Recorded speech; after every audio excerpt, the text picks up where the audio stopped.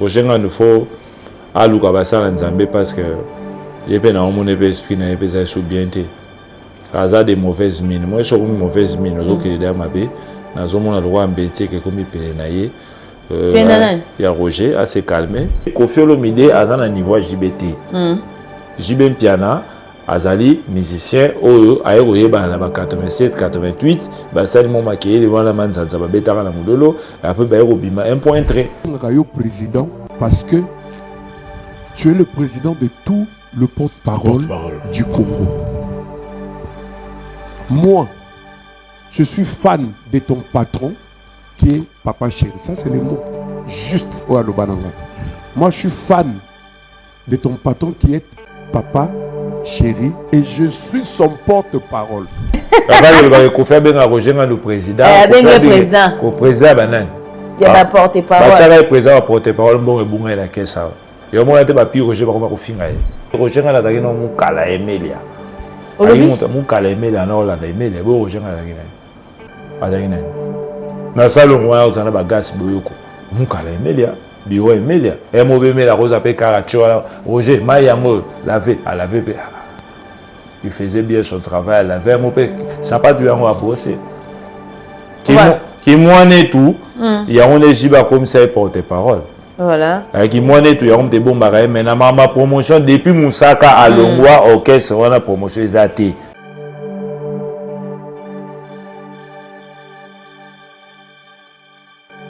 J'ai bien bien traité Kofi des étrangers. On a Boutakis. Oh, comment on s'en va pas papa na banda loi. La vie di babo on s'en va pas papa. Sur des cannes. Comprends? Na si réalisateur fils au Chango et au moment la montagne au démentir bango. Ayo bimisa le kuta la bango. C'est qui? Papa Wemba. Papa Wemba. Ouera. C'est tout. Non, c'est tout le monde Congolais. Ba Congolais. Ba Congolais bango ba beta ba grande salle. Kofi abanda depuis kala. Bani bo basamba samba. Abanda depuis kala. Abandi ka lobi lobi abate non. Batu babandi no belenge ba petit na biso ya ba jibe ba wenge konso. Tu vois que Sabino te que Kofi Olomide est étranger. Non, c'est pas un étranger. Papa na yaza akula. Comment ya Kofi azwa ki yango à partir ya joueur mo aza ko beta na Black Star ya Ghana. Osei Kofi. Oui, papa le bagarre on paye le bagarre qui peut rabattre le poison na Kenya. Bon tout na sko bazaki bango nyonso sko na azaki na makansi wana. Yemo wera le bagarre. Na kuna Kofi azala raté. Kofi azala raté zaki na bango ba so la raté. Ali monda si wera ko lia ngote.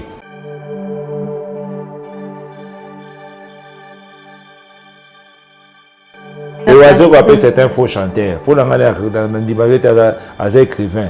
À Kuba on c'est na wana. Là niveau moi là Moussaka parce que Moussaka pas quoi c'est ngape na kuma masese. Tout ça nganga sko bien na la ligi oiseau na wemba. Oiseau comme en tout cas. Oui bani na wemba mambui. Oiseau kwa ngana wemba au Benit. Il y a bazo saka test wana ka. Yo sana ona kana au Benit na voix comme ça. Ba tie la biso pe au Benit ya oiseau quoi. Ya oiseau quoi zaki de c'est papa mba kufa na sushi wana. Le tumba kuta kufa ba liloba suka loba tout cas oiseau quoi déformé. Dilu place ça na tombe na lela bazo beb sanze bonga la pesa en couleur. Azolo banachan avec beaucoup de demi-tons. Le tout maroning sa tête et mandazoning sa fait comme tout. Bozi boja na zaki wala leli ma miche bimé bino. Akoma musicien ndenge nini. Yaboko poninzela wana na tombeli yo kaka chance. Epaye tolina pesio vana ndako zele se bomengo. Obebisa te simozongelanga okokuta Nasira baroko pesa na fote.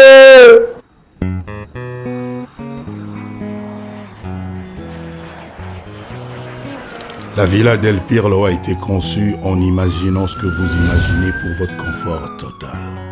Le côté paradisiaque de la Villa del Pirlo est dû au fait que nous nous sommes convaincus de ce que vous êtes des enfants du bon Dieu. Vous allez revenir à la villa parce que le luxe, le confort, le bien-être de la Villa del Pirlo sont uniques. Pour vous, mais alors pour vous seulement.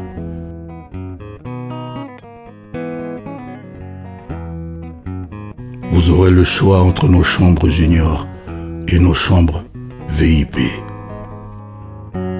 Nous avons fait attention aux petites attentions de la villa et après vous relaxer dans notre jardin. Venez et revenez à la Villa del Pirlo. Vous allez dormir luxueusement parce que nous voulons que vous reveniez à la villa comme le patron de la banque quitte l'argent pour entrer voir ses enfants à la maison le soir. Le Wi-Fi à grande vitesse, le petit déjeuner concocté par des doigts de fée chaque matin. À la Villa del Pirlo, vous allez dormir luxueusement. Les bateaux de pêche artisanales ou semi-industriels ont compris. Tous ont opté de converger vers la solution. Le label Sokoko Holding fournit le pétrole et tous les produits dérivés, essence ou gazole, afin de favoriser la production accrue de poissons bio prisés au sein de la population angolaise. La station est située dans la province de Ikolobengu, municipaux Kabuletu. Entreprise Sokoko Holding fait flotter dignement sa marque et est capable de fournir de façon permanente à la station le pétrole et ses dérivés. Les professionnels de pêche, comptés par plusieurs dizaines de milliers, ont choisi Sokoko Holding comme solution sûre et assurée depuis l'application du décret pris par l'autorité angolaise. Outre cette fourniture, Sokoko Holding offre également l'occasion aux nombreux visiteurs de venir goûter aux bons poissons frais concoctés par une main habile de la cuisine africaine dans son restaurant signé du même nom, Sokoko Holding. Une fois à Luanda en Angola, ne vous éparpillez surtout pas. Une seule adresse Sokoko pour bien manger. Ici, vous avez le choix de tout un panel de mets bio dans tout type de poissons frais, salés ou autres à l'africaine. Ces bons poissons sont produits en quantité industrielle pour contenir toute la demande dans ces rayons, voire Sokoko arrive à l'exporter à d'autres coins des environs. La nourriture fait toujours bon ménage avec la boisson. Sokoko vend aussi, en gros, tout comme en détail, toutes les boissons produites localement, tout comme à l'international, avec une gamme variée de vins. Ce label Sokoko offre également un lieu de repos avec des chambres et salons VIP avec une salle pouvant accueillir vos conférences et colloques, voire des concerts avec une capacité de 400 places.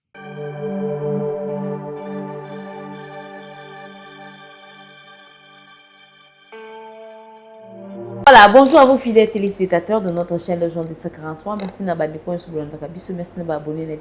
Merci d'être là pour nous suivre. Merci de vous abonner. Et tu n'es pas encore abonné sur notre chaîne, je te demande de t'abonner, abonne-toi, commenter, liker et n'oubliez pas d'appuyer sur la cloche des notifications pour ne pas rater ce que nous mettons dans cette chaîne. Merci Naba Kofifil, Bakofiyette de partout. Là, je vois Kofi Olomide depuis Kinshasa, je vous salue. Je salue également Mamassi, sans oublier Laurent Sokoko depuis Luanda. Il y a Laurent, les gens amis, c'est vous, sans oublier Papa Junior, je vous salue. Et je salue aussi Jolie Atala depuis London, et sans oublier aussi mon vieux tonton Yalala, donc mon vieux tonton Yalala, 365 000 aspects depuis Londres aussi, donc de partout.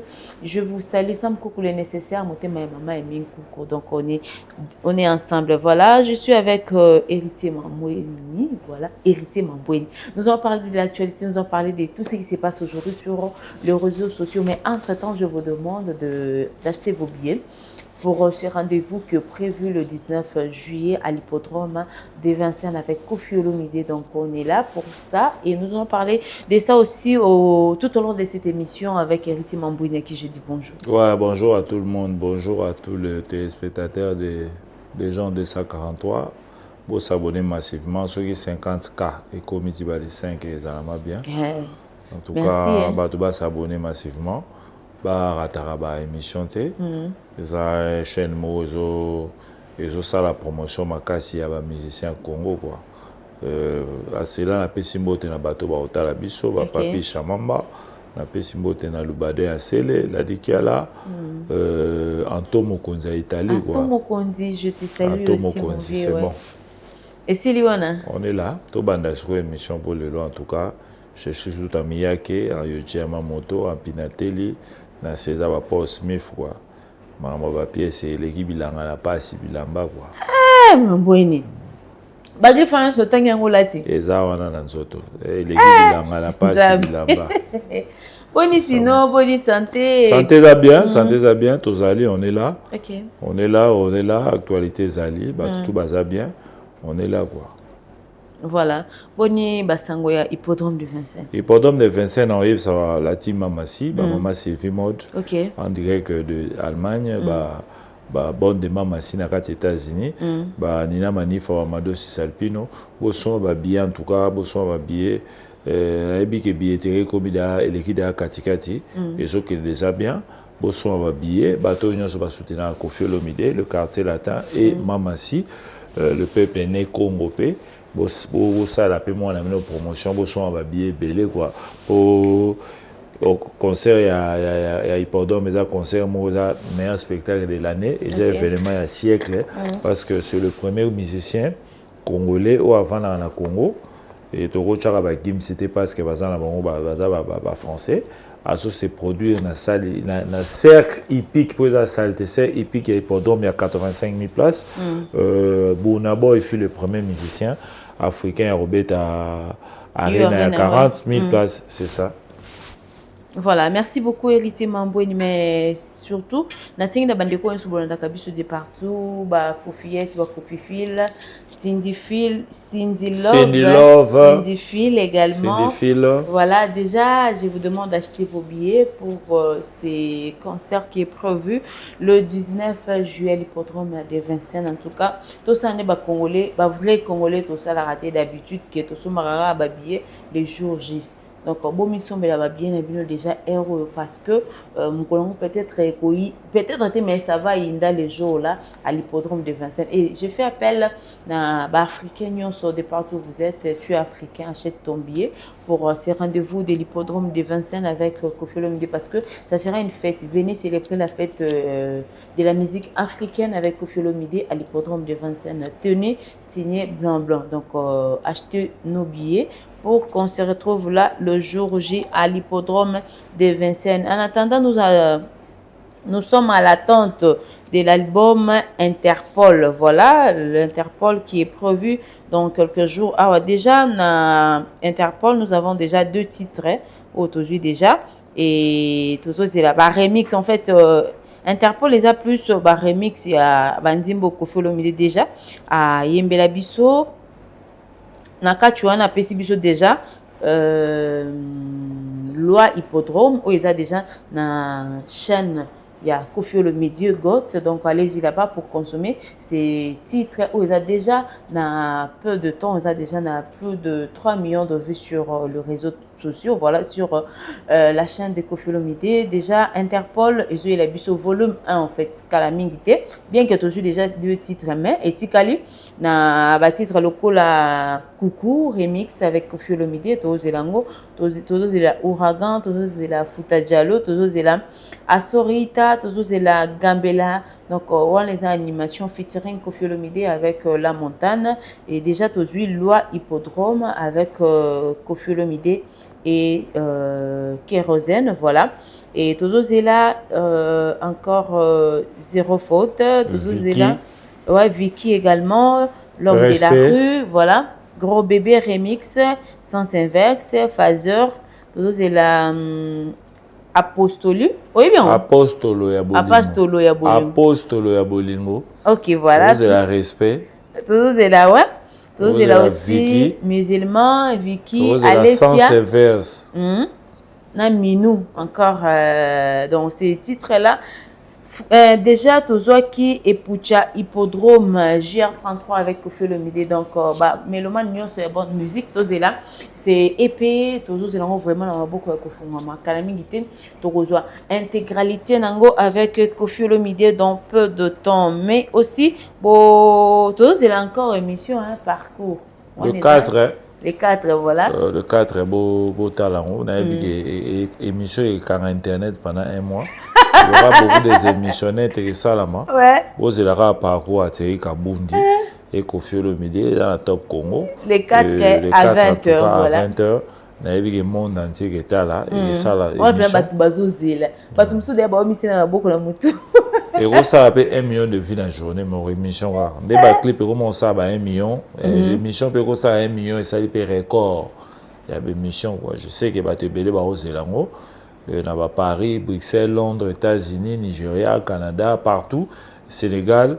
Il y a des pays francophones, anglophones. Au Zélango, Kofi Olomide. L'émission n'a pas parcours à Robert. Parcours na ya carrière na quoi de Sangondambu, Asso, Senza, Chéribe, Diva, Banze mona tout ya sala ou batu baebi. C'est ça quoi, samba, Banze mo roi l'oiseau bleu, Soraya, OPDDR Morope. Azwa pe koma ya mwana pesa pour nzembo Soraya Kofi Olomide onia oboyoka oni bimana kunzembo na kombo ya Tiane nzembo beta en 1979 avec aussi Chimpaka nia ona bozi on est accompagné Kofi Olomide na basala nzembo wana quoi. Voilà, merci beaucoup Rissi Mambouini. Entre-temps, je vous recommande la chaîne de Alpha Blondy. Là, vous allez trouver le featuring Kofi Olomide avec Alpha Blondy sur le titre « Je ne suis pas fâché ». Donc, allez-y consommer ces beaux titres. Allez-y consommer cette belle chanson featuring Kofi Olomide et Alpha Blondy sur la chaîne de Alpha Blondy. Voilà, merci beaucoup. On a 4 heures à parcours, toujours l'émission qui est prévu pour les 4 na Top Congo, la chaîne YouTube bien sûr.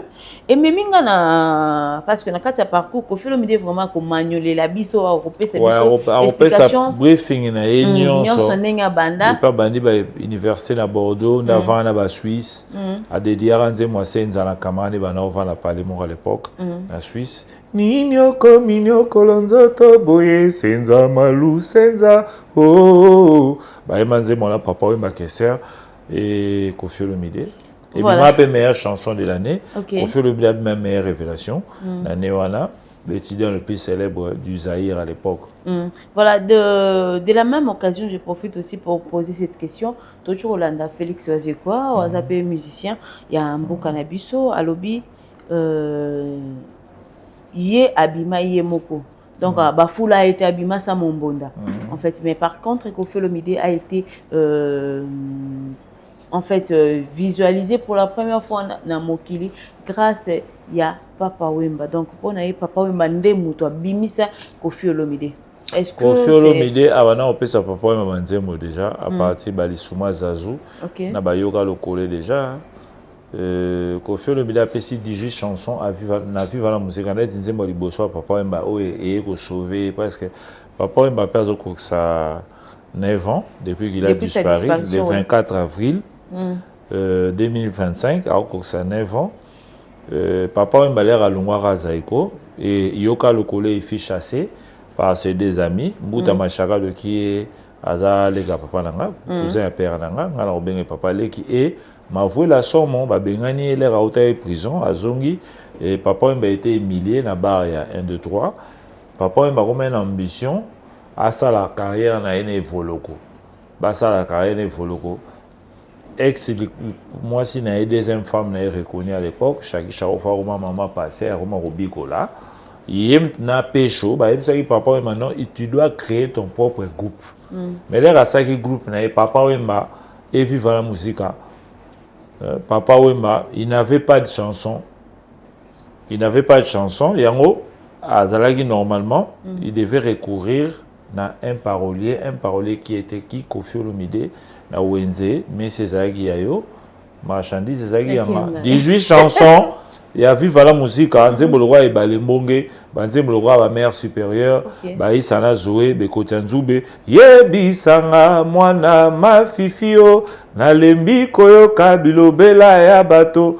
Toutes ces chansons-là, c'était de Kofi Olomide. À Pessan, on peut offrir gratuitement.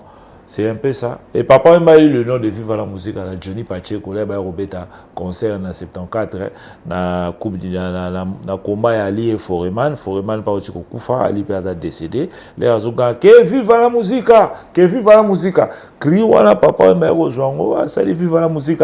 Et Kofi a donné 18 chansons. La chanson n'y a pas succès. Époque, il y avait Espérant. Ziza, Kesser, Fanfan, Bipoli, j'adore le Cambodge à la Kauka, c'était les chansons de Koffi Olomide. Mais adonnant de titres. Koffi Olomide n'a jamais été ministère de Viva la Musique. Banto Mokonzi, Ebi, Papi Chamamba, Papa on des sages, Tikala Rofoot a été, Tikala Ozala musicien, il y a Viva T. Ministère Viva, Ezaba Emenea, Ezaba Dido. Malgré le abimara déjà la bamaki tout malangwa kamaer au côté vivre espérant bazara de la tabou national baziza bango les ministère papa wemba on a refuta bango elle mon fait bazo mais la bango ba baba c'était comme ça le Maraï les Stino papa Tronté il a été collaborateur de papa wemba il a fait ses 2 premières chansons c'est pas Viva la Musique qui l'ont accompagné et Zaraki Sangonda Mona Asso chéri mon amour tu es parti pour toujours vers d'autres cieux, adieu. Mon tabeta kita ouaza manuaku na accompagnement Popol Mantiamina, un ancien aussi des Continental, Azarana Bajoski na Maoutamai, et c'est pas Viva la Musique au côté studio à Liboso. Du fait que Koffi Olomide a déjà bâti titre à l'époque na Papa Wemba et c'est là que à Komaki effectif en fait, il y a Viva la Musique non? Non, il n'était pas effectif, il n'était pas payé dans Viva la Musique. Bambo il donnait ça gratuitement. Donc à bénéficier t'en a dit à bénéficier de l'euro mais parfois il a beaucoup bénéficié de droit d'auteur na Sixnet et Balembonge. Nzembo Liboso orchestre Nzembo écrit par Koffi Olomide. Nzembo le roi ma mère supérieure et bénéficie ba ça la Zoé ba côté Nzube ça bénéficier et que on a bénéficié il y a Papa Wemba. Les amis n'ont oublié Koffi, mais quel a bénéfice à Papa Wemba dans droit d'auteur, il y a des remontades à succès à Viva. Parce que Papa Wemba l'air à loin, comme la boule à zone à Zaïko, soit que les sifi va travailler les volocos. Mais l'air au sala Viva, par l'entremise, il y a Shagi Charoufa, na Pecho, Wangongo, Akufa, camarade Naé, Shagi Charoufa, la vivante, Aza parmi les cofondateurs à Viva, on est passé qui coup de pouce, pour la maman, Mazon, on a boulé. Les balles Koufa, Azon a une bandale, pour moniquer, tu peux ridiculiser, papa a carré un cachot, on a côté la fille, on va sauter, alors là, la sauter. Ce que je me reçois, les gars, la pourrie, les robima, et moi, c'est Bakanagi, à Kenara Makala, l'air abîmé, c'est quoi, bayagi milliers, boutama chaka donna ma voix la somme, on balé Bakoufa, baby c'est bala kinto fungola. Miso, Bauta, Bakoma Romata Mapeka, Nakisa, ça va traiter papa et de Mboka. Au Bazari, le rôle à moquerie à l'époque, un villageois. Maintenant que papa et Maya m'ont moqué, mais le fait que Babika Ruta Kuna, la Zamuta Kuna, selon ma chacado et ma voix la somme, c'est un peu ça que Koffi Olomide était le cerveau moteur de Viva la Musique. Après ça peut mener après. Banzemo le roi batin de bronze, banda kwandele, batankale, écriture à Koffi à 60%. Ok. Tous les chansons là, tous les 3 chansons à Kesser, Teint de bronze, Nda Kwandele, Atankale, Yemorope Kesser à le bon comme Abana Ondimaki, chanson nyonso de Bana Mbezagi à Koffi Olomide, tout ça la carte à FIFA. Mais tu es d'accord que Félix Oisier Koye appela Samombona? Moutabimi ça a été au il a fait de des tout le monde. À ça album elle bosse à Taboulay. Pour ça il va tétagramme naé abima la image à Koffi Olomide parce que maintenant le bagay après ça Koffi Banzemo mais so botuni est il doit répondre à té à répondre à té du fait que Nzembo ezate pour Koffi Olomide la musicien beaucoup travailler à Zui et l'oro moko ro ya Nzembo mais à Zui a 2 phrases la 2 phrases voilà il peut développer ça c'est contraire à Papa Wemba. Contraire à Jibem Piana. So, on peut si on Nzembo, tout va passer on Nzembo le sénateur, Boris, Pascal Poba, aller là, coup tu vas monsieur Basola ne bien té. So on peut si on Nzembo, ndeka apesi le baron de barolo le côté baro baxé le côté. So pas finir muto etika le peka bon mais Koffi Olomide a quand même intellectuel, c'est quelqu'un qui a beaucoup étudié à la manière de so on peut si à jouer à comprendre phrase rare est moukié à redévelopper en 4 chansons. Il y a au moins à Taranté au moins à ça profiter. So vous tournez les athées. Mais contrairement à Papa Wemba on a rappelé ça 10e commandement. Après ça dire Gilles Mas après ça après et c'est ça quoi. OK. Donc Papa Wemba n'a jamais participé ou encore un artiste qui participe pas jamais na carrière il y a Félix Oisier quoi na pas na premier pas naé quoi. À ça album Papa Wemba Zala Taboulé Azala Maïma Mamadilou ayaka pe na idéologie maka lobaki ya pesa Kofi Banzembo pour bacha ya bimi na image ya Kofi etaki pe un fan ya Kofi Olomide alobango déjà ba rolongola te parce que là alobaka mamkata fan ya Kofi bachaka ye munduki te loba et puis na oregete na niveau na ye atika okosisa mowe makambo edinga la mutu moko ya Kofi azelaki edinga kufa po ya créer ba histoire moko boye et zo tenir et débuter na ebité so comme warrior so ki maye de komaka na ciment ou bien na mutu parce que le niveau ya waze quoi de na non mona ki sage azel sous sage te alors le bagage edingwe ba musicien mo aluka ke edingwe po ba sisa o le bagage on telera la vivant nini o so son ana mo we faut mais edingwe pe ba ko lobelo mabe ba reporter au plainte il faut avoir un peu de retenue. Pour ne pas que ceux qui sont les oranges colonnes, ma dit là, mais n'attends la raté. Pour me piac à oua ça là, ah les bannis na camagnola. Si y a quelqu'un n'a pas autour on a Marie Paul en a au pexaï. Ah on a camagnola oisé quoi et ça Marie Paul obi oisé quoi est-ce que mon tout monde il peine, a autre qui t'a moi laver, pas que t'as la oisé quoi. Ou bien la base bagara ah oisé quoi. Marie-Paul a dit ça, Oyogité, ok, je suis na poto, en tout cas, catastrophe et ça, on a depuis musique et banda. Depuis, en tout cas, mon a continué dans les annales, il y a chronique musicale, depuis musique et banda, ailleurs, ça, à 150 personnes, dans la salle, il y a 8500. Et ça, c'est ça le mot décevant. À chaque mouté, ma pas jeune frère, n'a pas bandal, ma belle qui bilima va y quitter.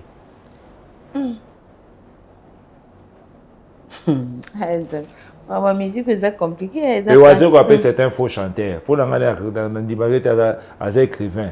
À quoi on va c'est na wana. À niveau moi là musaka parce que musaka pas quoi c'est ngape na quoi c'est tout ça nganga ce bien na la legi oiseau qu'on a wimba. Oiseau comme en tout cas. Oui bani na wimba mambuni. Nga la legi oiseau quoi. Ba to ba comment.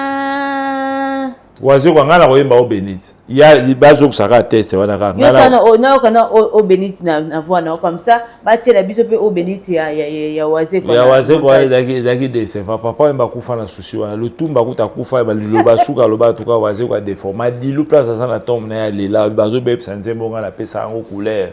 Azoloba na chant avec beaucoup de demi-tons. Le tout maroning sa tête et manda zoning sa peka mutu bozi boja na zaki wala leli ma ya miche bimé obino akoma musicien ndenge nini beaucoup comme ça ba tout ni papa mais beaucoup comme ça muto musicien ndenge nini c'est un peu ça ngala rocha la chana mana mo c'est quoi te mais beti la personne ata o Benit na okatazo na okavoa oyo kumiselinga ki oleki waze quoi waze quoi la chanteur kaito yo katati c'est un petit chanteur ya demi-tons.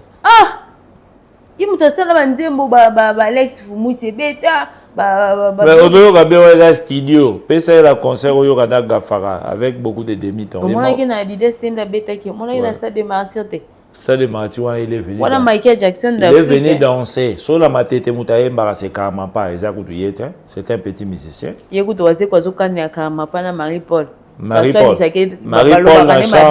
Nacha leki waze ko bana awati to komiti kingasani to continuer to pousser to so kende kaka to so kende waze ko n'est pas un chanteur nzema madilu obebi sango bon hein ba monter wana do kokata zoloba yo boko poni nzela wana na tombeli yo kaka chance epai na ye tolina pesio vana na ndako zela se bomengo obebisa te simozongelanga okokuta ngasina baloko pesa nga fote.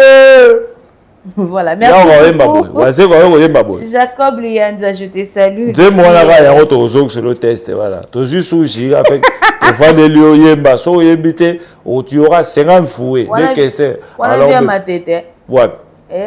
Moi bata ma tête bata ça la jido yo mona wase ko pasa bunda café tient na ebisa ke do ba bunda akimaka bitumba.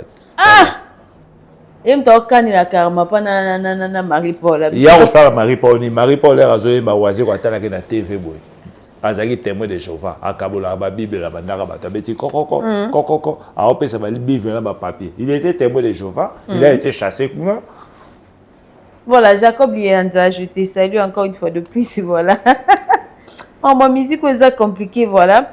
Et pour clore ce sujet, tu vas retenir sur cette affaire. Il y a Papa Wemba, parce que à part Oazé, quoi, tu belé pe balobango. Papa Wemba bimisa ba Kester, abimisa ba Yogo te parce que Yogo est bana dalema. Qui ba Kester les premiers studios côté ba Milena. Ba yemba on j'adore le Cambodgien Milena avec beta ba guitare wala bongo wende. D'heureuse mémoire azara pe na stockage na ba professeur Zamunga.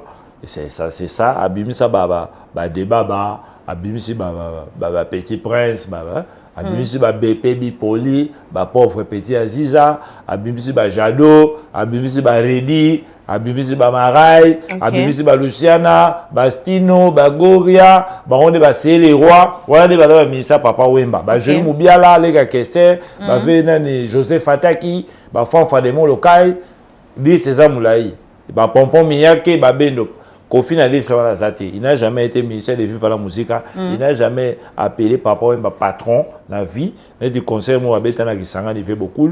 Là il a beaucoup réunion et salami avec Pécho, avec dans le barreau de Pécho, le ce qui a mané non que c'est Jengala Babi Poli, Abi Lobine Taboué, photo mais ma Papa Wemba na Chipoy à 500 km. Espéra et papa, biso to yaki musique to yaki pete poto ko ba ma batwa. Yo soki bi polo que de funda ba to ko mi wa mta Papa Wemba. Lobi funda meto ko memate. Ba kepe we concert ba tout Papa Wemba la chipo inae à 500 mètres. A ose ba kese espéra ba me ba abola premier zembo ba di. Cool. Le siki ya maneno akoboya bakolo abi yo kese yo kasa yo te oboko la bala ga yo kaso vivre la saila yo ya mama na yo abi yo de baba ba on so bazwa ya bako c'est vraiment musique que histoire aussi musique de ba me masko la chipoy asko be espéra ba bila ba costume la se beba to me la chipoy c'est pas normal babo kiza après tu n'as souka yemoka yokota na makolo babo kiza. Voilà, merci beaucoup Héritier Mambweni, mais nous avons aussi suivi Jean Goubal pour naye choix ya Kofi Kozala ambassadeur ya culture. Et ça faux choix. Ce qu'on a contesté choix à président, j'ai Jean Koubal. Ce qu'on a mis le tirbo n'a été bankoyo, a mis la wana mis 15-20, a mis la dit n'importe quoi, c'est retenir à ça quand même père de famille. Mon rôle la président Félix Tshisekedi m'a nommé les ordonnances présidentielles. Est-ce que le président Félix Tshisekedi a un conseiller de la présidence? Azou nous avons conseillé à Félix Tshisekedi le débat dans Maël était à président. Il est même dans l'équipe on a Maël. Pour avoir ça, il commence à avoir conseiller culturel. Soit il a appelé ça passeport voilà. Dans un niveau artistique, Kofi Olomide n'a pas mission sur base dans la Congo à l'équipe Kofi Olomide. Moutazate n'a pas nombre de chansons. Kofi a plus de 600 chansons. On a plus de 25 albums à succès. Kofi Olomide a bêti ba concert, c'est le premier Congolais à Memabiso na Bercy et africain. Aye na mo arena lelo batinyo ba wera ba fere wera nga beta zelita o baba garçon ancien kadogo akinakati nani yorobo o ba soki mbongo soki ba après Kofi la beta le 19 février 2000 na Bercy, il y avait aucun Congolais qui raisonnait Bercy, ni Papa Wemba ni Evoloko c'est on appelle ba conseiller makamala la raté zo raté qui faux avec beta conseil mon à Paris ba belé la rencontre à la chambre bata la soir là la butu menzo ya la qui na ipé. C'est Laurent Masolo, ni Nyoka Longo, ni Bozi, ni Kester. C'était Kofi Olomide. Kofi Olomide a bêta Zénith. Après 10 ans, il y a Betty Massigini en 88. Moutoumora en Euro Boulan, papa même avant en France, installé à Paris. Et Kester installé à Paris, à octobre 97. Après, de part, il y a Obutu, comme il avait un problème avec la famille Obutu pour l'anze Mwandindi. Bango tout wana ba boji ba kena poto evoloko bango nyonso bazaki na makanisa Zénith c'était na Olympia. D'ailleurs Kofi Robeta Olympia na octobre 98 25 ans après à Betty na 73 mutumo a son genre hôtel Kofi Robeta na Olympia na c'était Jibem Piana na batuna wenge ba Robeta na 99 pour Kofi Betaki. Papa et papa Roya ou Rapa Roya bango nyonso parce que Kofi Olomide a osé. Azara même Moutassal et la culture, Azoba disque d'or, Ayana ba 4 trophées, Azoba meilleur musicien décédé de 95 à 2005 trophée africain. Africain, ils ont le rôle Afrique qui était le trophée mon régional, le Papa Ange, ils ont le trophée mon Afrique, mon bézari vote, il y a 52 pays. Na ba Salif Keita bazalaki na o ba auto Salif Fitiri camarade Alpha Bondi ba yosundu o mona ke danser devant Kofi ba perdaka ils vont tchaka tchaka, il y avait ba Angélique Kidjo ba chef Haleb catégorie na o amutali bandi o roga o nana mutalika soko landa wa libandi dan roga aluka pa botsa suki ba roga pe azara la catégorie wana yé pas polaka ba wera pe bazala la catégorie na ba Papa Wemba ba ko bazala na kati ya catégorie wana ya meilleur artiste ya décennie ya Afrique Mobimba et c'est Koffi Olomide parce qu'il a eu plus de Kora que ba monyoso a sala album et a succès ba dire album le roi ba velu c'est album intemporel au dire bon le roi futa jalon et que betaram le to ba Marie Loïsa solo ngaira yo ça date depuis de combien d'années. Banze mologo félicité mon amour si ezala biloko oyo ekesi la raté para fifio Kelia tabula et grand calé bolinga tambolinga Kelia e pa Africa Jazz Koffi Olomide le seul musicien oyo aza la répertoire mo ya makasi na ba vivant moto aliki était il mérite ça. Pour na yo ne faki ba pesa ka loko kanza parce que seul le musicien OK. Ati ka loko kanza la ba polémique na wa kota ba musolo ko kanza beta stade martyr.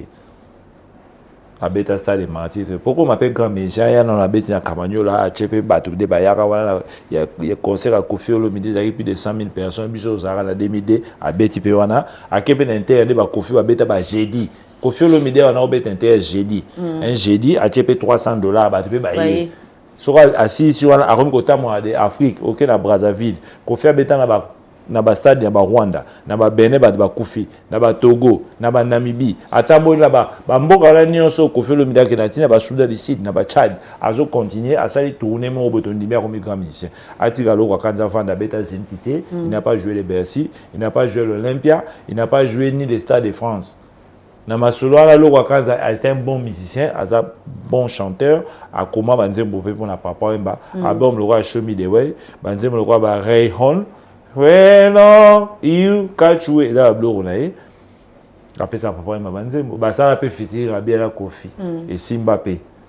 Et puis pour Nzembo le roi effervescent, Koffi ngayem sa Loko Kanza, a ebsi Loko Kanza comme Loko Kanza ça était na osala fit et flacata avec mes musiciens. Après ça fallait pour pas céder travaille voir faut un balwa moto ya omona effervescer kachaka et bima na ba travaux ya Loko Kanza ezaki directive ya Koffi Olomide nanzenga a salaki chana a penser ki moto akoyema Loko mabino tu vas chanter ça voilà tu vas rechoka Loko Kanza na makambo wana te parce que il y a un grand chanteur ka Loko ouais ça insulte na musique à Congo. Et si ba Carlito baza, be Voloro baza, ba Koffi Olomide baza, ba Hemba Banzembo le roi ba Mobila, ba Madilu baza, ba Kesser baza, liste za mulai, ba Deba bazalaki, ba Tabulai baza, ba Samongwana, ba Vejoski, ba Ntesa. Non. Ba papa na biso ya Eric comment il s'appelle? Ba John Poy baza. Ba Malage baza, ba Ferre baza ou bimsa chanteur moko. Non. C'est être méchant de sa part. Non. Koyeba mingi ya makama wera ne formateur wana il peut avoir raison mais na ma Koffi a la raison ti. Oui, formateur de. Les titres honorifiques babino ba pesa fait na bandundu na nenga boala ki kwiti mais wera normalement format bango tem le roi JDT wera format JDT zo mais pas Marie-Paul wera zala ba Dolph ba Blaise na ba JB ba sala ba concurrence na bango côté kuna ba Depicho côté kuna ba Manda ba JDT bango pe za wana ya format JDT ba na kota studio la cause sera présent na yolo l'air choulai akepoto na kota tataleki na s'il vous plaît la gampe ya comme na ba problème parce que ko lunga ba baninga caractère chanteur on n'a pas continué là on tire le choulai et bah ke poto na kota tata leki avec quartier la tête ko faire joie qui est que chanteur et popé azape moi ne volo qui est son grand frère avec ke poto na ninga papa leki après ko ya maison mère azuko ko yimba te choulai on les a foutu na ngate yanga longa pe pa wera pas à la maison mère de badeba la japonais mais ba vocal ka ya pamba ya ba voyage c'est difficile mais na moni quand même si quoi comme au bon ça. Merci beaucoup, Héritier Mambweni. Et ça, insulte, il y a on n'a jamais formé personne. Pour ma bien, on a opé ça, on a champ. Les grands formateurs. Et ça, titre, PC, formaté, encadré, Kofi le mida format, tout est encadré. Pour Akuta Modogo, on a vu, Balobayan Zambé à sol. Akuta Suzuki, Mawara, Akuta Wili. Aye, la vie n'a pas moni. Ayemaka déjà akuta ba tuti ba yemaka déjà leur asali vocal tout ça sala test lanze mwaka di maki Eric Azali na ni John Paul noko na ye voilà kadiko ya mama ngani na senga kise motema o mama o akuta ba yemba asala vocal ni na kolonzota boye senza malu senza siko azwaka bango ba yemaka déjà soko yebi ko yemba ta ko swauti. Voilà, merci beaucoup. Et oui, la route avec Moutoune, bah na corriger mingi na studio, pas Blaise, bah l'empela, ya zaki na balakin, sur ya na wenga forma ba tout est là, comme na orchestre, là comme former bah. Sur ça forme avec les salles d'école de formation, le roi tout le monde la mécanique. Aujourd'hui Moutaï ko fungula ta criqueté, au bando l'accès criqueté ba matsaka, tini la rosala ngotin. Héritier Mambweni, tu l'as dit au telle émission Roger Ngandou. Obi que jiba na matanga, je crois évidemment d'ailleurs. Batanga une comme mon mesano mais ça dit pas au secrétaire mais une dans mon mesano na yebi ba matanga ezalaki matanga pe sili pété zo continuer et bandara non ba te belé ba kufi en tout cas tout ça na besoin de rappeler ba touté Roger Ngandou na talaki été mais ba yebi singa kaka Roger Ngandou ngamona na meme lorsqu'au message à Roger Ngandou Roger Ngandou a sa émission azaki na poto non akinaki pour la promotion il y a concert na bango ya mais malheureusement après kokoma na kin je crois ndeto yoki kamemelaki mwana ya JB mwana ngo peut okaka kombo na été to okaka ba Soraya ba Junior ba mususu neza sunani pour moi ne mususu ya nani Junior Soraya na aida asuki Dalida asuki hein Abraham P voilà Océane to ebaki été to ebekaka tango akufi bien sûr donc bato bele ba ebi tango akufi po papa na etikala obwaka été et le côté mais kokoma ya Roger Ngandou na poto mwana JB moko akufi na kombo Océane après liwana ye ekomi ko bima ono Roger Ngandou mutamemelaki ye $20,000 papa na ya pesaki tant qu'il y a côté l'océan nanda océan na si ma remarqué que sous-vêtement na moko ebungi on a ça l'histoire quand c'est histoire toi qui sur les réseaux sociaux na bango bata poto mais ceci ça et ça verrait vrai et ça m'a mingi Roger Ngandou faut aluka basala nzambe parce que yepé na mon esprit na yepé ça sous bien té kaza de mauvaises mines moi je suis comme mauvaise mine donc il est ma bé na zo mona le roi mbétier que comme il na ye il y a Roger assez calmé akene ko sala musala moi là batine on était frère d'émission na reketa musaka en tout cas la PC mbote pas ça akauta makala deux fois na makabo ayebate jour akota deuxième fois et puis ba papa depuis guerre baninga ba kainga finalement bo to wela nini Roger Ngandou na sege ba ko PC explication te yemo pa lo ba Roger Ngandou na na demanda moteur parce que ba lo ba ko seli mo wey sege za système ya za na Roger Ngandou ce qui musaka ko saka ya ko lo ba aloba bah on va créer une histoire moi tout moment là que JB Mpiana a créé que Kofi a défait bon c'est Kofi le midaro défend JB mon Kofi on a aussi ma bon avant JB Mpiana JB Mpiana a reçu mandat on est a reflété 1 million sur la 2006 ou 2016 ça on a déjà Kofi de aller ka kala ba 97 Kofi est déjà millionnaire c'est la loi c'est à continuer à mon faire déjà Kofi a millionnaire bah bloco ba on a rebouler à ça déjà avant Kofi là que poto na compte ya ba la classe il y a compte, il y a famille, à quel poto, à quel temps, classe, université. Jiba Salamote, Jibe Piazara, qui s'assawa, Bazo Potana, ok, c'est la bonne, dit Baboma, Baye Marana Batinel, oui, en 88, a eu moins chance, Basali Bamoulolo, Babeta Bamoulolo, et Salimo Makele, Rosala, Babimi, baza na niveau Kofi te Kofi akoza fanatique à JBT pour JBT la Kofi na TV Kofi atala JBT c'est différent il y a tala avant Kofi aza fanatique il y a Taboulay na ba Los Nikelos orchestre ba belgique o ba ebanze mo pe azoma parti yeye salamina nga nze moneza Eddie Mani Max Mongali qui est le cousin à Bimi Ombale il a écrit plusieurs chansons pour la Bimi Ombale roi ba Missolina banze bebela Bimi na bazai kwa asa banze roi betape o boyoka josa ya lelo ami okene otikanga na bambanda na delangana na niro eza blo avec Max Mongali il a Kofi Olomide fanatique à Rochero Taboulay so hôtel ba concert acta ya Kofi Olomide kala il a interprété mingi banze ma Taboulay ba Mongali ba Dios Tete Ndomanangi alliance yena yo balabo mwana mama na ebaki tete soko kotika ngai akati ya londende boyo. Ce sont des histoires montées. Kofi Olomide a un niveau JBT.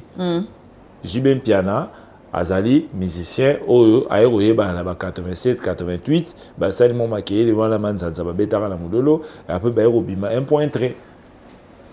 Voilà, merci beaucoup. Mais Ebimi sous ce fermo, il y a poison, il paraît que quand même Roger Ngandou, Ayoloba. JB Piana au bout de la Kofi Olomide pour l'anzer m'a fait de la Mouna Omba. Suzuki a maintenant répété. Nze mwana omba na fait de l'amour muta komela bonza Pascal Poba. Nze mwana répéta ma dans la quartier là. Aéro sipier Kofi Olomide en tout cas pas na bayala wera na France. OK. Oui, c'est non atika banini avait pas non en tout cas même ça Suzuki atika. Nze moma Pascal. Je nze mo travail kuna na latino pe dozo la pe Suzuki na ba fait poli Beniko bazo betango bazo travailler ngo déjà. Et ya osopayo. Abo solara la vie pour ça mutunae balembisa. Mais les Roger Ngandoye a lobby Kofi Olomide binga kaye un jour comme ça pour na webisé que Ranson a lingaka JBT et d'ailleurs est venu vers Kofi pour na webisé que ba sala ilo mo boye ba sala manifestation mo ba fan autour d'une table pour ba profiter ba la JB Piana. Poison à Aleka quoi. Bache la JB Piana pour JB Piana qu'est-ce qu'il a fait plus que Europe c'est Kofi Olomide. Kofi Olomide JB Piana concert na monnaie na vie eza Bercy. Bercy on a ça 6500 personnes. À ça la coûte plainte. À ça la même pas à ça un tiers il y a salle. Hein? Na ba niveau ya disque. Yé pourquoi Roger Ngandou le baba trophée fruit d'ici dans le Kuta. Ça veut dire qu'il a ba trophée où Razora Kora na mi balé zari mérité.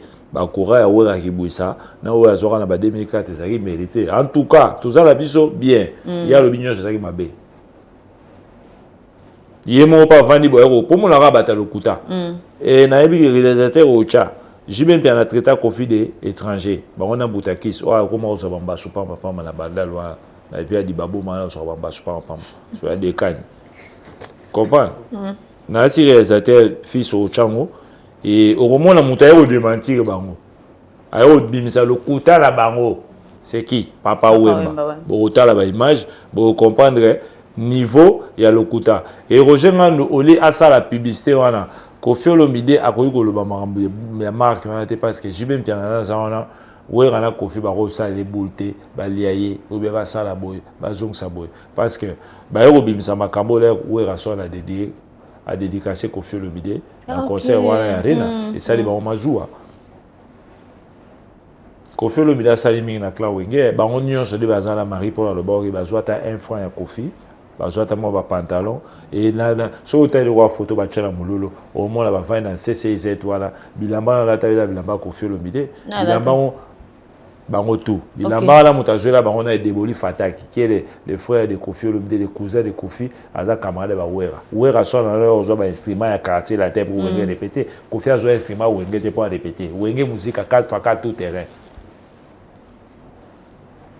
C'est pas pour rien les basala ranze mon nikide version deuxième volume lilobali lobi ba kulu tout lilo Pepe Kale Kofi Olomide bato ya boira ya bato bazaki na bango n'époque babandaki pe ko pesa bango coup de pouce so bazaka en bon terme était ba ko boira bango te mais les loups seulement pourquoi dans et JB la basala nzemba courage la vie c'est comme ça JB leki ya Koffi Olomide ayebi le pourquoi pas tindikaka asenga pe seri mo ba bokola et pas mamasi na mon ferry pour aller na point pe ya kodame et pourquoi na yemta wana ko ya mingi c'était ça asenga ba bokola ba bokola nga e pa ya mamasi ke obwaka nga nzemo na peza ka nzemo ya pati ibolo na nzemo eza nzemo ya shengenge mutakoma mutu pa yemba mais na kombo JB. Mais est-ce que pourquoi seulement à ces moments oh batu mon qui les a bien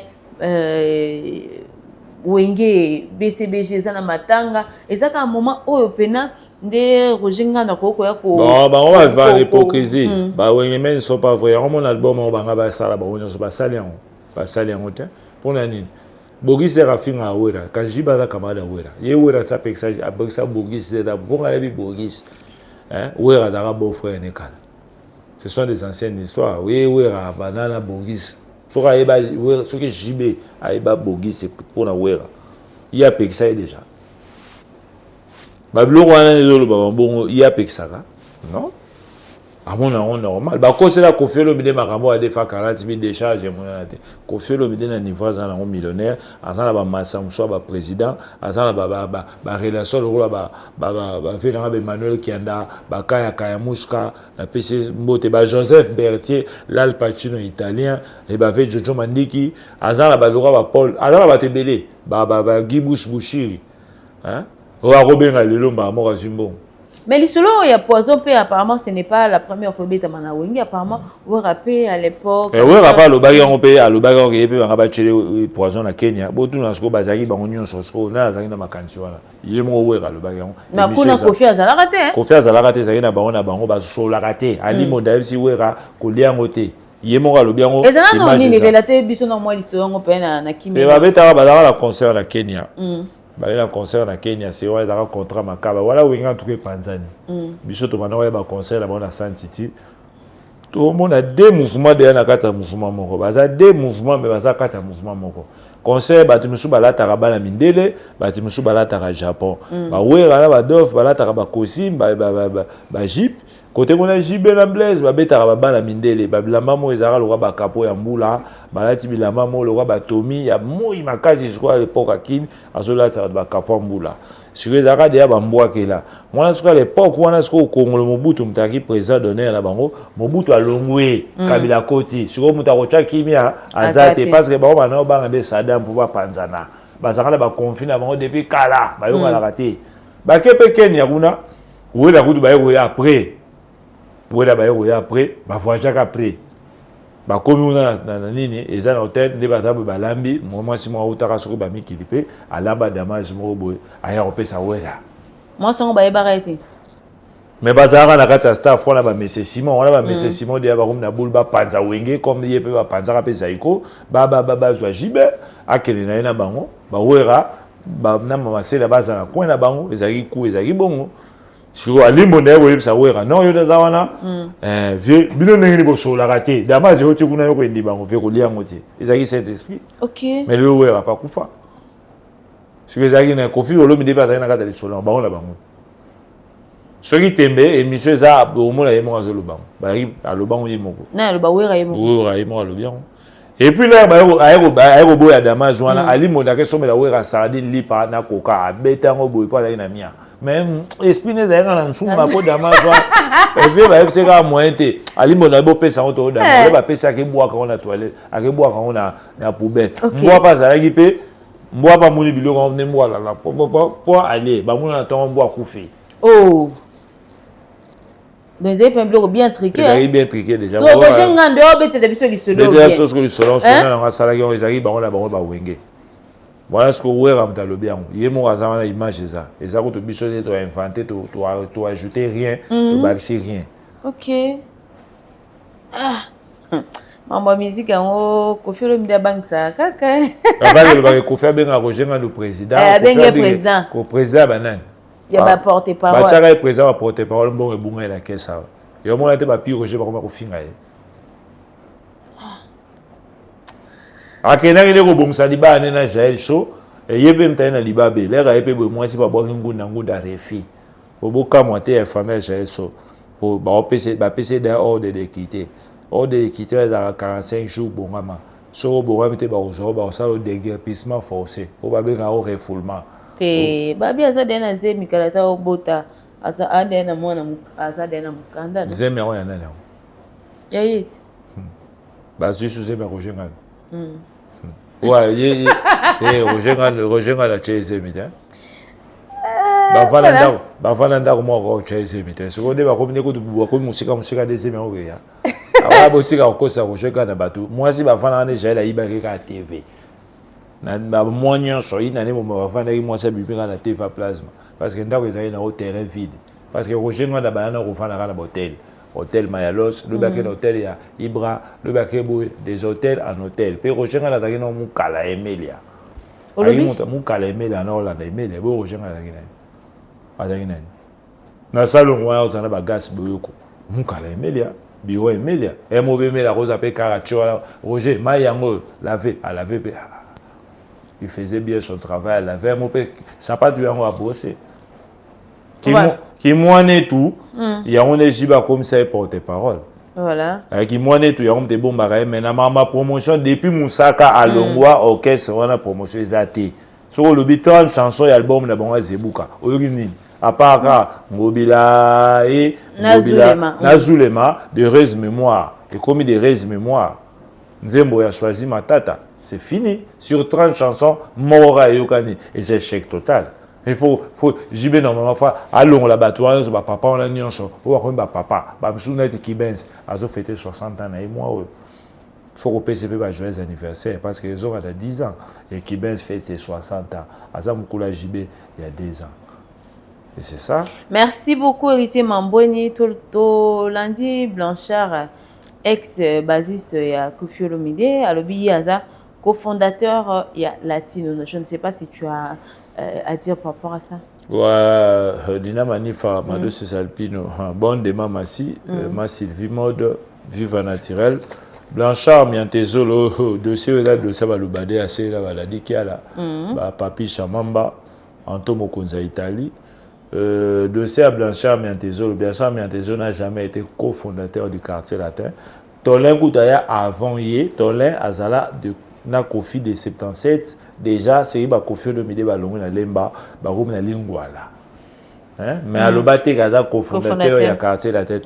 Blanchard en 1990, il y a matanga ya Blaise Kombo. Les Blaise Kombo, les regrettés Blaise Kombo qui fut instrumentiste du groupe Wenge Musique à Kufara na Ntsele, ba otaka kobeta concert na Ntsele na retour na Kara Kufa avec 5 personnes. Les ara 2 filles 3 garçons bakufaka na kati ya mutuka wana ba ya robeta flash musique à orchestre ya ba Modogo orchestre ba Dilankran ya ba Ross Mukania ya ba Sam Chintu ya ba Lebu ba ya robeta ba Binda et na ba rodo Binda ba tuté ya ba Blanchard ba ya robeta na matanga ya Wenge na kwaya di baboma wana Koffi Olomide azofana na Lubumbashi avec Lubumbashi aye makolo na mukason ba ya otala matanga ya di baboma abenga tola bitala pechiwana wa zobeta la tala kala Suzuki abi Suzuki nazomona forme na été à l'époque matala ki logo ça la kati ya Suzuki ayebisa Suzuki moni voix oyo que ça ba makambo ke mikili ovana ba mikili robota na mikili makamnyonso o Koffi Olomide zona Suzuki premier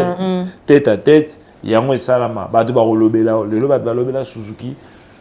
Il n'a jamais été cofondateur du quartier latin parce qu'il a eu 90. À Kouta de Yaba, fait Fofo le collège à 86. Le rôle à deux à Congo, à Tchanzé, le roi à Koukou, l'album Il y a Tchancho du sorcier, à 80. Et 5 mois après, à 87, il y a Monza premier. Monza premier, au Star Armania, l'orchestre, et Monza premier, dans le Monza premier. J'ai le Junafa, Makengele, dans le Monza premier, autant l'orchestre, il y a Monza premier.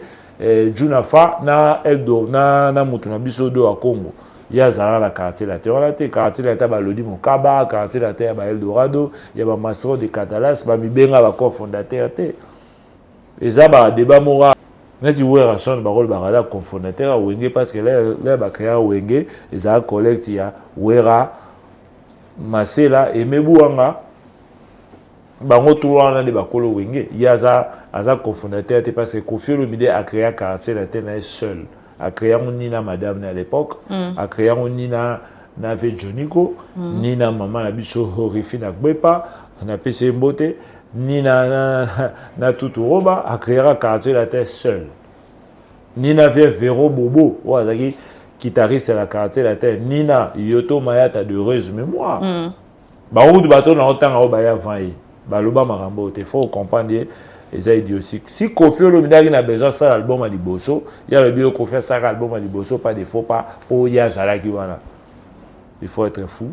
Pour Kofi de la salle Papa Bonheur, haut de gamme, et bien parmi les 1001 albums à écouter, à Zagi na ba Suzuki na ba Willy Boula, l'air azul ba ramoni que non, ba Pecho dans ça na ba on a ba Aladji, ba chef Aladji pas à la quartier la terre des Badeli, ba ça quand même capable ya ko faire quelque chose, na ba Lebu Kabuya. Félix Tyson, deux à Congo, à deux à Congo, à Tchadenzembo. On a fait sa bonne chance, ça album. Il n'y aura pas de faux pas dans 92. On a signé un titre Mogo, il est Blanchard, Galerie Mongo. Titre on a fait Aïba ou Yarouiba. Et ça titre à Camarade, on a obtenu Touché Gombe, à les États-Unis. À Joanzembo Orchestre, on a Touché Gombe, à Yenamo. Nzembo Mélian, il y a des magies. Et ça, Nzembo, il y a Flash Music, il y a Orchestre. On a Modogo, Willy, à l'écart, on a Passage Moumuki, on a Suzuki, on a Sam, c'est normal. Mais par rapport à Pat Babete, Pat Kindoki, et de l'autre côté, Azo réclamé le droit d'auteur, je ne sais pas. Dans chaque côté, caractère, il a 18 ans. Okay. On a Suzuki, pour faire colisser. Et ça, Willy Boula. Même au Dogoaza, on a le roman à moi, au Terre-Bala, l'année passée. Je crois l'année passée, on a Kuna, mais au Terre-Bala, Batikara, le Bamakaboya, le Baté. Même Sam Chito, tu vois, le Bamote. Ndakwana, mon frère, n'a pas on sur Totari, M. Dakota, en Mingi. Blanchard a l'ongwa Kenara Zaiko, avant la Zaiko de Poil. Est-ce que Kofi Força a zonga quartier la tête? Tu Mundu qui yango. Azora regretté Azora bon, l'air azonga quartier la tête. Moi, les bossos pas payer ça comme. À lui, on a le bon $1,500. À l'époque, on a 98. Hein? Et je sais qu'on paye $1,500. On a l'enfant avec nous, on je sais qu'on paye son bon. On va aller sur l'on dengue ni couteau. Vous voyez qu'on va payer son bon. Nous on va l'on a payer son bon. Mais pas Kofi Olomide Blanchard à $1,500. Atiga na voyage à Olympia. Au bas les bouba kena ba parti basse atiga lara na ba binda basse ba kena poto parce qu'il y avait déjà des bassistes. Ba pesa mutu ka Sierra, ba pesa na mbongo. Otiga di ba pesa au car. En permanence ba kabeli mutu ka ba pesa bilamba ko to lo bilangote. Pesa ba bilo mo ko faire pesa ba bilamba. Na ba OK so lo mu na ngote. Vous comprenez? Là, moi, on a beaucoup de différences à Kofi Nyora, on a besoin de Kofi libéral. Tout ça, la Sogoda, de ça, Sogoda, tu vas foutre après 4 mois, 5 mois. Parce que ça va bon côté. Sogoda, ça la tête. Mon roi a bimé un balai. Bané, tout ça.